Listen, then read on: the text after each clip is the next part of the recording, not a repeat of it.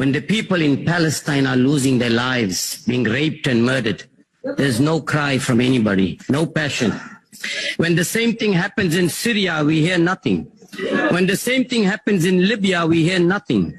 When the same thing happens in Iraq, we hear nothing.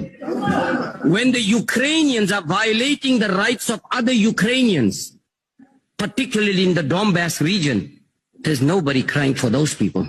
What is the reason for that? What about India? Why is there nobody in this country raising the concerns of the Indian minorities, of the Christians and the Muslims whose rights are being violated by the Indian government? Nobody in this country is saying anything about it. Now, NATO went on and bombed many of the Russian allies. Russia could do absolutely nothing about it and stayed out of it. What did Russia say? Demilitarization. Stay away from my Russian borders. If you notice what has been happening since 1990, they are coming closer and closer and closer to the Russian border until they will make Russia so weak that Russia will have no other option but to give in to them. That is what it is all about. But who is the root cause of this whole problem?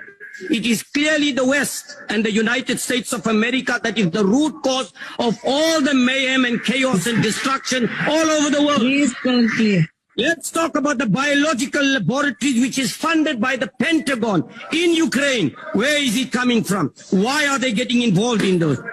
Let's talk about the number of people that were massacred by the Ukrainians who have been detained without trial. Nobody has said anything about that as well. Okay, let's talk about the shelling of the hospitals and the schools and the massacre and the mass graves that were found in Ukraine. Nobody says anything about that. Now, what is Russia asking for? Russia is saying, stay away from my borders and stay away from me. All you have been doing, and remember, Ukraine is being used as a fool by the United States and the West, and they're falling into the trap like many other countries have fallen in the trap previously, and that's what it is all about.